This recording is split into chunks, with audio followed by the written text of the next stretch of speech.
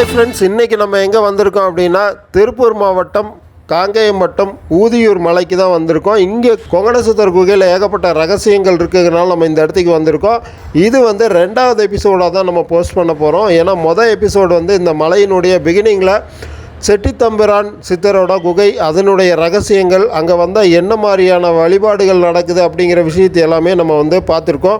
பார்க்காதவங்க வந்து அந்த எபிசோடு வந்து டிஸ்கிரிப்ஷனில் லிங்க் கொடுக்குறோம், அதை பார்த்துட்டு வந்துடுங்க. ஊதியூர் அப்படின்னு சொல்லி இந்த மலைக்கு பேர் வர காரணம் என்ன அப்படிங்கிற வரலாறு எல்லாமே நம்ம இந்த எபிசோடில் ஃபுல்லாக பார்த்துடலாம். நம்ம மலை ஏறும்போது இந்த மாதிரி ஏரோ ஹெட் வந்து போட்டு நமக்கு வழிகாட்டியாக வந்து அவங்க கைட் பண்ணியிருக்காங்க. மேலே ஏறும்போது ஃபுல்லாமே மூலிகை செடிகளாக வந்து இருக்குது. இந்த மலையில் மூலிகை செடி இருக்கிறதுக்கான காரணம் என்ன அப்படின்னா, ராமாயணத்தில் ராமலக்ஷ்மணர்கள் மூர்ச்சையான போது அனுமன் சஞ்சீவி மலையை எடுத்து சென்றார்.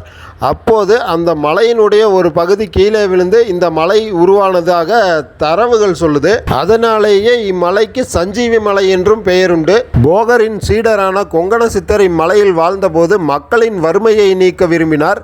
மக்களின் நலனை கருதி மலையில் கிடைத்த அபூர்வ மூலிகைகளை சேர்த்து வைத்து தீ மூட்டி அப்புகையை ஊதியதால் ஊதிமலை என்று பெயர் வந்தது. பின்னாளில் அப்பகுதியில் உள்ள ஊருக்கு ஊதியூர் என பெயர் வந்தது. மேலும் இம்மலையில் கொங்கணசித்தர் நெருப்பூதி பொன் செய்ததால் இம்மலைக்கு பொன்னூதி மலை என்று பெயரும் உண்டு. இப்படி இன்னும் ஏராளமான சிறப்புகளுடன் கூடிய இந்த கோயிலை பற்றி இன்னும் நிறைய தகவல்களை நான் சொல்கிறேன். அதுக்கு முன்னாடி நம்ம இப்போ மேலே வந்து கோயிலுக்கு வந்துட்டோம். இங்கே முன்னாடியே விநாயகர் சிலை இருக்குது. கோயிலுக்குள்ளே வந்தோம் அப்படின்னா இடதுபுறமாக திரும்பினோம்னா நாகர் சிலை மற்றும் சிவலிங்கம் மற்றும் நந்தி சிலைகள் வந்து அழகான வடிவத்தில் வந்து இருக்குது.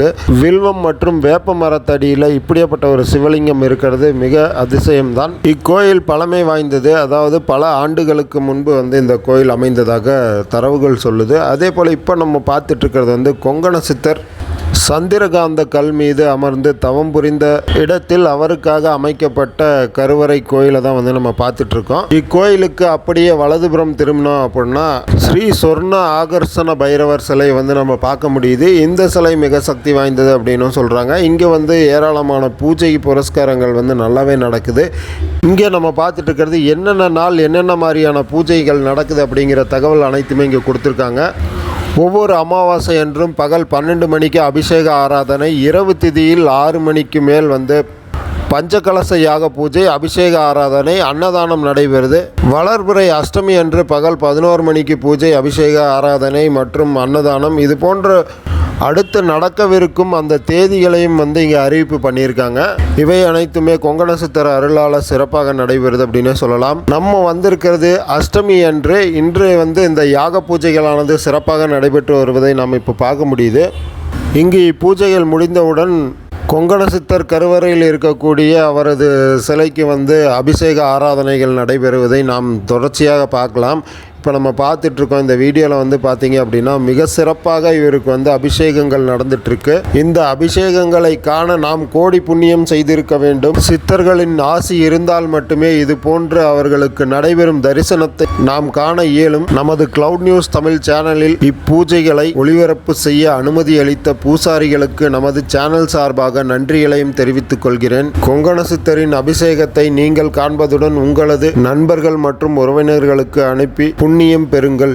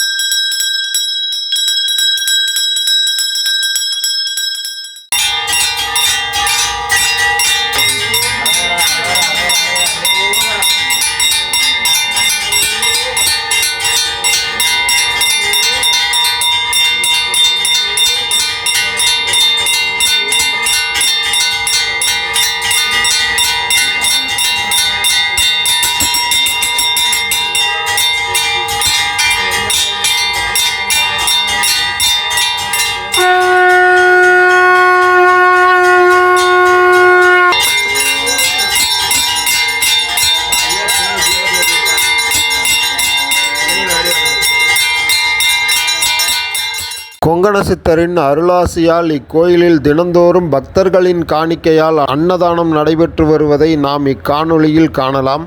இக்கோயிலிலிருந்து வெளியே வந்து கோயிலுக்கு பின்புறமாக செல்லும் வழியில் 200 அடி தூரத்தில் கொங்கணர் தவம் செய்த குகை ஒன்று உள்ளது. குகையில் அமர்ந்து தியானத்தில் நம்பிக்கையுள்ளவர்கள் இங்கே தவம் செய்யும் போது தெய்வீக அனுபவம் பெறுவதாக மற்றும் அவர்கள் நினைத்த காரியங்கள் ஜெயம் பெறுவதாகவும் கூறுகின்றனர். தொடர்ந்து நாம் சித்தர் தவம் செய்த குகையை காணலாம். இதையடுத்து உச்சி பிள்ளையார் கோயில் கடல் மட்டத்திலிருந்து 1800 மீட்டர் உயரத்தில் அமைந்துள்ளதாகவும், சொர்ணலிங்கேஸ்வரர் திருக்கோயில் அதாவது மலையின் உச்சியில் சிவபெருமான் காட்சி தந்த இடம் இருக்கிறது எனவும், இம்மலையில் வெள்ளியங்கிரி மலையைப் போல 7 குன்றுகள் மலையின் உச்சியில் 7 பாறைகள் இருப்பதை போலவே இம்மலையிலும் உள்ளதாக, ஆகையால் இம்மலையை சின்ன வெள்ளியங்கிரி மலை எனவும் அழைப்பதுண்டாம். கொங்கணர் சித்தர் ஆலயத்தில் இங்கு பௌர்ணமி திதி மிகவும் முக்கியமானது. இந்த மலையில் பாறைகளில் உள்ள சந்திரகாந்த கல் படிமங்கள் பௌர்ணமி அன்று இரவில் நிலா ஒளியில் பிரதிபலிக்கும் எனவும், இதன் மீது பக்தர்கள் படுத்து உறங்கினால்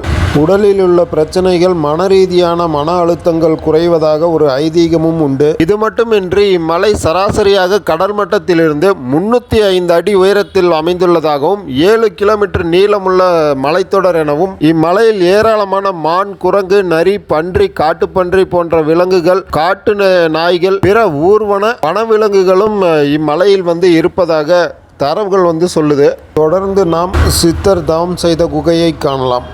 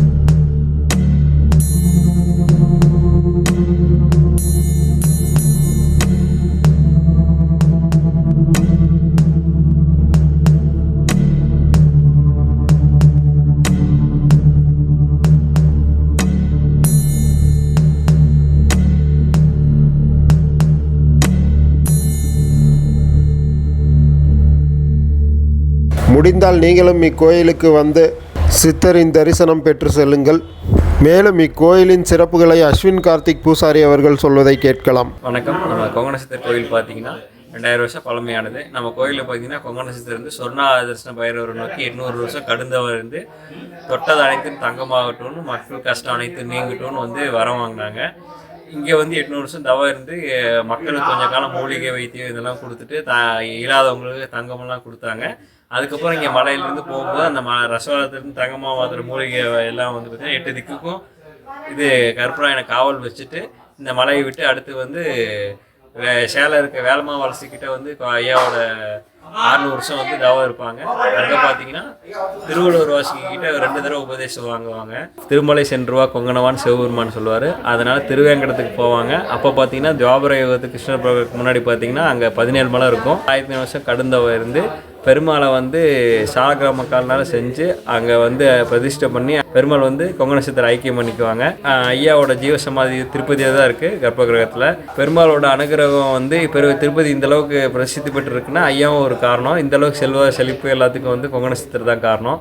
அதுக்கப்புறம் பார்த்திங்கன்னா ஐயா வந்து அங்கேயே ஜீவசமாதி அடைஞ்சு முக்தி அடைஞ்சதாக தலை வரலாறுங்க. நம்ம கோயிலில் கொங்கண சித்தர் கோயிலில் பூஜைன்னு பார்த்துட்டிங்கன்னா எல்லா பௌர்ணமி முக்கியமான 3 பூஜைன்னா மாதத்தில் பௌர்ணமி, தேய்பிரை அஷ்டமி, அதுக்கப்புறம் பார்த்திங்கன்னா அமாவாசை 3 பூஜை இருக்குதுங்க. இது பௌர்ணமி பார்த்திங்கன்னா பகல் ஒரு அபிஷேகம் உச்சி பூஜைக்கும், ஈவினிங் ஒரு அபிஷேகம் 2 அபிஷேகம் இருக்குதுங்க.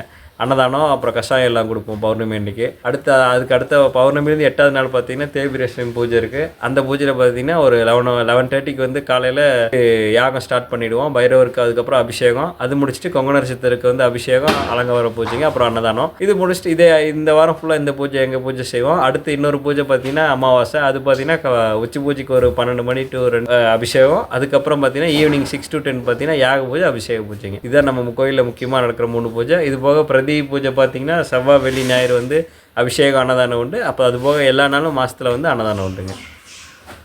நம்ம சேனலில் போடுற சுவாரஸ்யமான வீடியோஸ் எல்லாம் உங்கள் மொபைலுக்கு வரணும்னா ரெட் கலர் சப்ஸ்கிரைப் பட்டனை கிளிக் பண்ணிங்க, பக்கத்தில் இருக்க பெல் ஐக்கானை கிளிக் பண்ணுங்கள். அப்போ தான் நம்ம போடுற வீடியோஸ் எல்லாம் உங்கள் மொபைலுக்கு தவறாமல் வரும்.